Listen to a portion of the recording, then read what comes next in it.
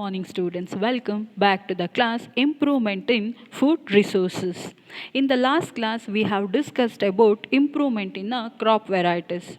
Now we are going to learn about a crop variety improvement.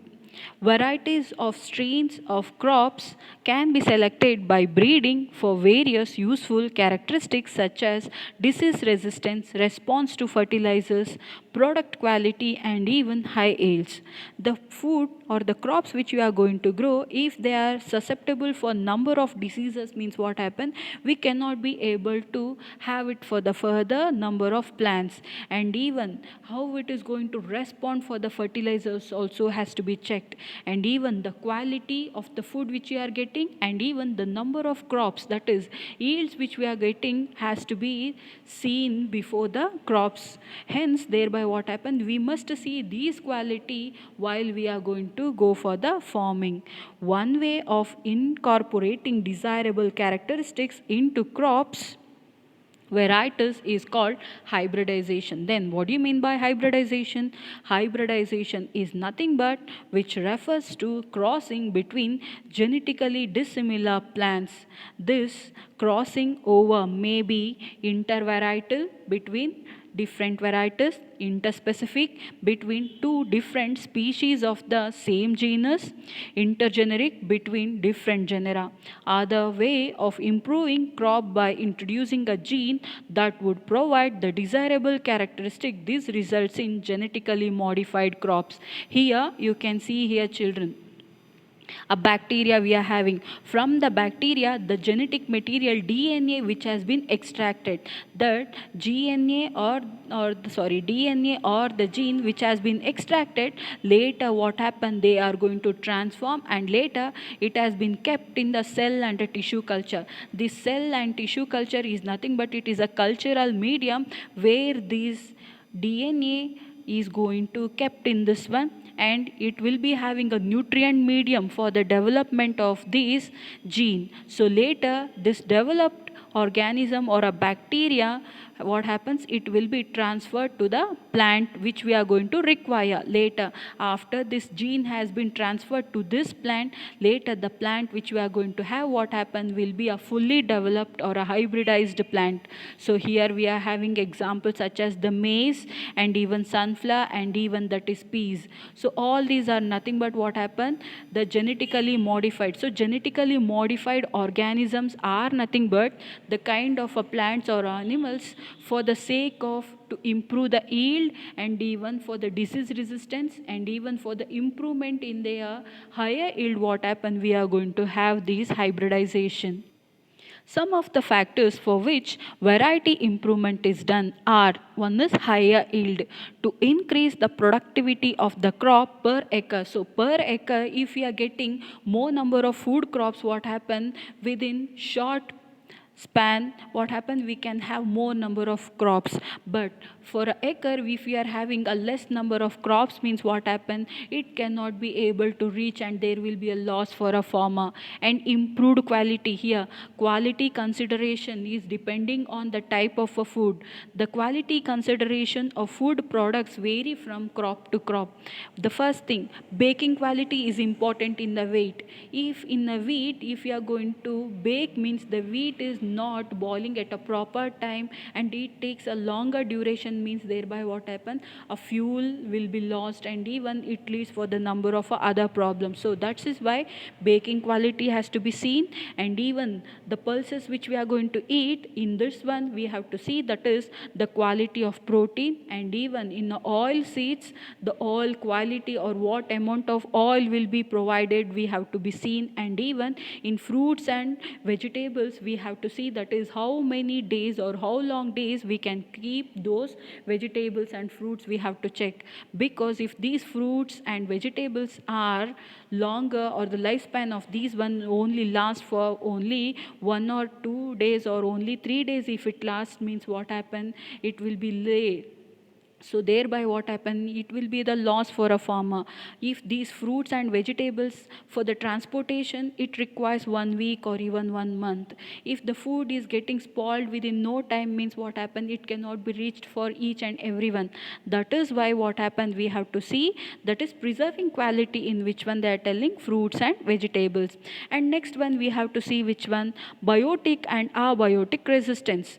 Crop production can go down due to biotic and abiotic factors, because the biotic hereby diseases or even insects, how they are going to affect. Abiotic means they are nothing but sunlight, water logging, heat, etc. So in these varieties resistant, these stresses also what happen, can improve the crop production.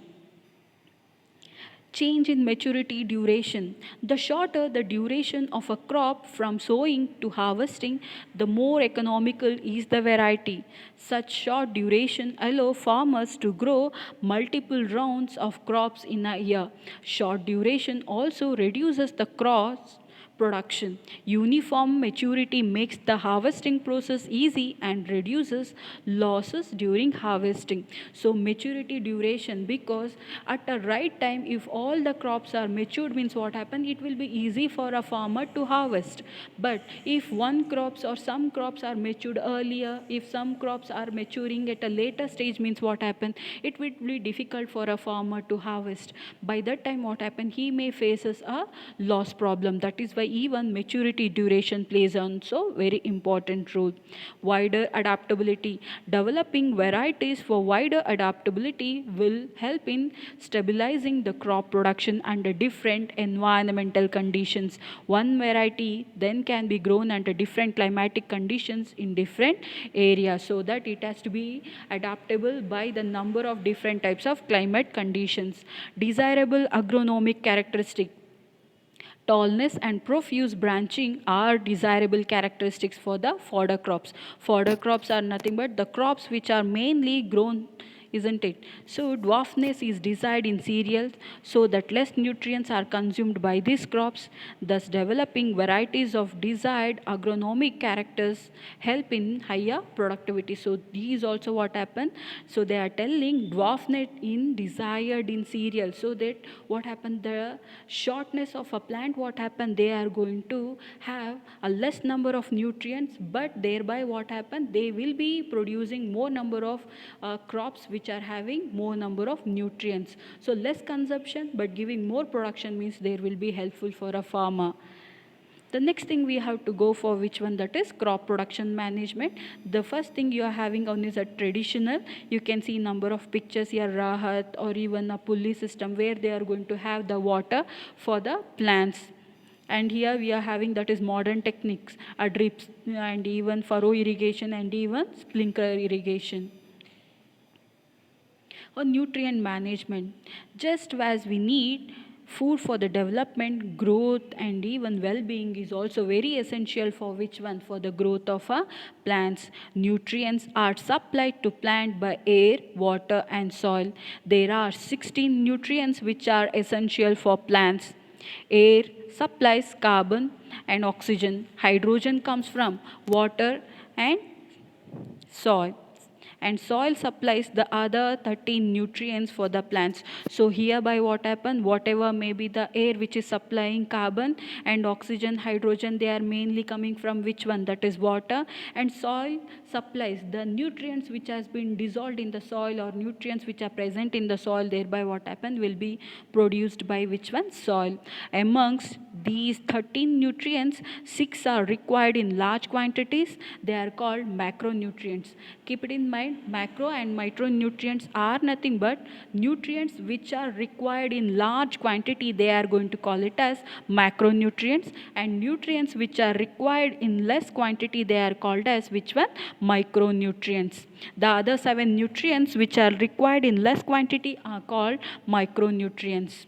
So air, it provides carbon and oxygen. Water also provides hydrogen and oxygen. So macronutrients, nitrogen, phosphorus, potassium, calcium, magnesium, sulfur. So since these requires in large quantity, they are called micronutrients, whereas iron, magnesium, boron, zinc, copper, molybdenum and chlorine, they require in less quantity, they are called as which one? That is micronutrients. So management of nutrients. Deficiency of these nutrients affect physiological process in plants, such as what happens, the growth of a plant will be reduced, and even the production of fruits and seeds and even flower production also what happen will be mainly affected. And if the plant become weak, there may be a chances of becoming susceptibility to number of diseases. Thus so what happen, we cannot see any kind of improvement in the plants. So to stop all those things, a proper amount of nutrients has to be provided. To increase the yield, the soil can be enriched by supplying these nutrients in the form of manure and even fertilizers. Manure contain large number of nutrients of organic matter and also supply small quantities of nutrients to the soil. Manure is prepared by the decomposition of animal excreta and even plant waste. Manure helps in enriching soil with nutrients and organic matter and increasing soil fertility. The bulk of organic matter in manure helps in improving the soil structure. This involves increasing the water holding capacity in a sandy soil, because organic matter is nothing but a humus. They will be having more amount of water holding capacity.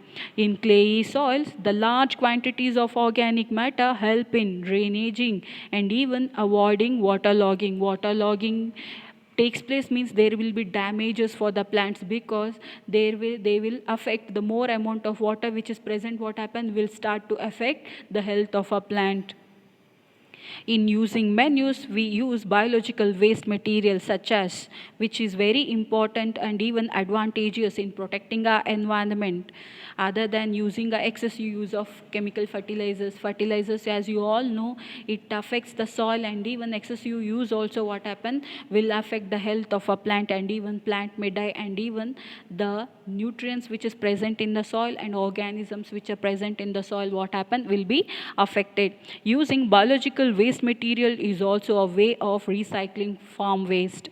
Based on the kind, biological material used, manure can be classified as vermicompost, the process in which farm waste material like livestock, etc.